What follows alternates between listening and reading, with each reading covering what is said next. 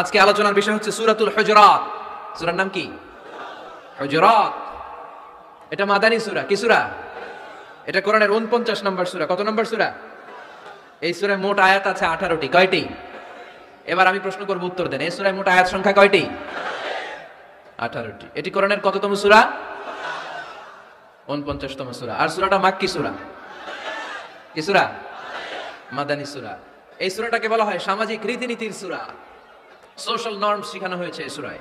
কেমন করে সমাজের শান্তি শৃঙ্খলার ভারসাম্য অক্ষুণ্ণ থাকবে সে ব্যাপারে এই সূরাতে আল্লাহ তাআলা কিছু দিক নির্দেশনা দিয়েছেন। আমাদের সমাজের ভারসাম্য ঠিক নাই, শান্তি নাই, সুশৃঙ্খলা নাই, শুধু মারামারি, জিঘাংসা, কিলাকিলি, হিংসা, বিদ্বেষ, বিশৃঙ্খলা। এই হিংসা, বিদ্বেষ, বিশৃঙ্খলা, মারামারির বিপরীতে সমাজের সাম্য, ভ্রাতৃত্ব, ভালোবাসা, সুশৃঙ্খলা আর ভারসাম্য কিভাবে অক্ষুণ্ণ রাখা যায় সেজন্য আল্লাহ তাআলা এই সূরার ভেতরে 10টা গাইডলাইন দিয়েছেন। কয়টা? সবাই বলতে হবে কয়টা? 10টা। প্রথম গাইডলাইন হচ্ছে আল্লাহ তাআলা বলছেন, খবরদার যারা বিশ্বাসী বলে নিজেদেরকে দাবি করো, আল্লাহ আল্লাহর রাসূলের নিয়মের বা আইনের উপর দিয়ে টপকে যেও না। আল্লাহ আল্লাহর রাসূল যেটা বলেছে এটাই ফাইনাল, ঠিক কি না? রব্বুল আলামিন বলেন, ইয়া আইয়ুহাল্লাযীনা আমানু লা তুকদ্দিমু বাইনা ইয়াদাইল্লাহি ওয়া রাসূলিহি ওয়াত্তাকুল্লাহ ইন্নাল্লাহা সামিউন আলীম। পড়েন সুবহানাল্লাহ। আল্লাহ বললেন, যারা বিশ্বাসী বলে দাবি করো, খবরদার আল্লাহর দেয়া বিধান আর আমার নবীর দেয়া বিধান, এই বিধানগুলাই ফাইনাল। এই ফাইনাল কথার পরে মুমিনের কোনো কথা থাকতে পারে? আল্লাহ যেটা বলেছে, আল্লাহ রাসূল যেটা বলেছে সেটাই ফাইনাল। আওয়াজ করে বলতে হবে, সেটা কি? এটা ফাইনাল। এরপর আর নতুন কোনো কথা নাই। যখনই বলা হবে আল্লাহ বলেছে, রাসূল বলেছে, আমরা বলবো আমান্না, সামি'না ওয়া আতা'না। আমরা শুনলাম, মানলাম, বিশ্বাস করলাম। আমাদের পক্ষ থেকে আর দ্বিতীয় কোনো কথা নাই, ঠিক কি না? এজন্য আল্লাহ বললেন, খবরদার আমি আর আমার রাসূল যেটা দিয়েছি সেটাই ফাইনাল। অতিরিক্ত বুঝতে যেও না, ওভার স্মার্ট সাজতে যেও না।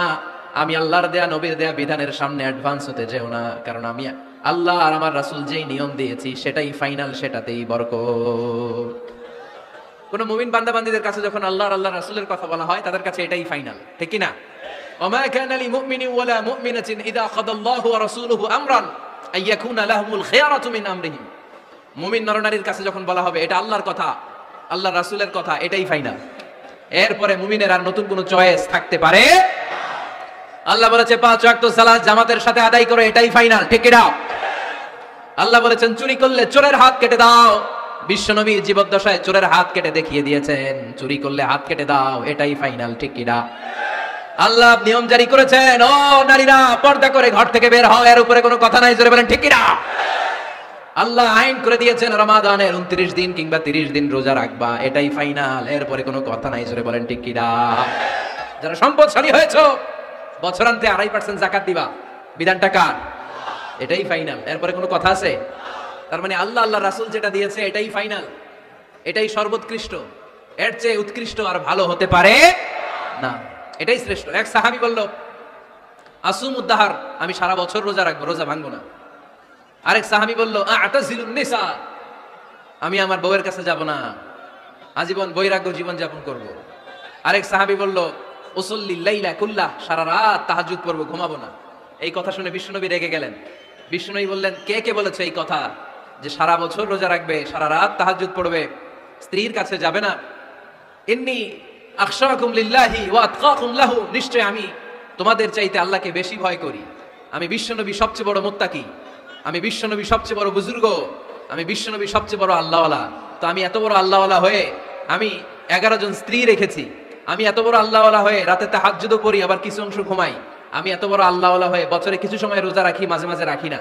তো আমি ব্যালেন্স করে জীবন ধারণের পরে আমার আল্লাহওয়ালাগিরিতে কোনো সমস্যা হয় নাই, আমার নবী হতে সমস্যা হয় নাই। তোমাদের সমস্যা হলো কেন? তোমরা কোত্থেকে এটা শিখেছো? আমি বিশ্বনবী যেটা শিখিয়েছি এটাই ফাইনাল, এর চেয়ে শ্রেষ্ঠ কোনো কাজ আর হতে পারে না। চিল্লায় বলেন ঠিক কি না?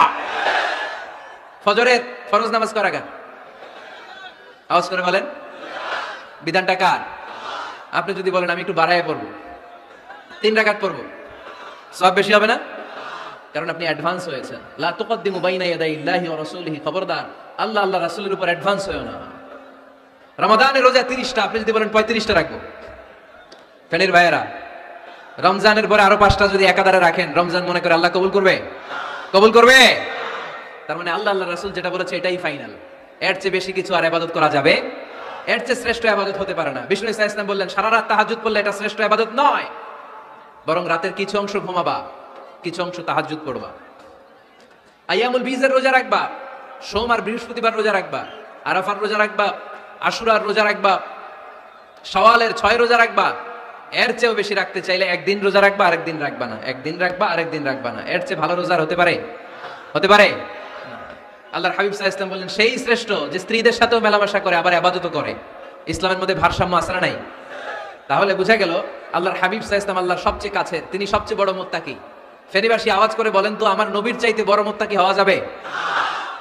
আমার নবীর চাইতে বড় আল্লাহওয়ালা হওয়া যাবে? নামাজ কেমন করে পড়তে হয় এটা নবী শিখিয়ে গিয়েছেন, এর চেয়ে বেশি কিছু করা যাবে? জিকির কেমন করে করতে হয় এটা বিশ্বনবী শিখিয়ে গিয়েছেন কি জান নাই?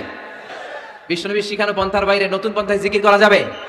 তাহলে আল্লাহ এবং আল্লাহ রাসূল যা শিখিয়েছে এটাই ফাইনাল। আল্লাহ আল্লাহ রাসূলের কথার উপরে আমরা দ্বিতীয় কোনো কথা বলতে চাই না। এটা হচ্ছে 1 নাম্বার গাইডলাইন। সমাজে যদি শান্তি আনতে চান এই গাইডলাইন মানতে হবে।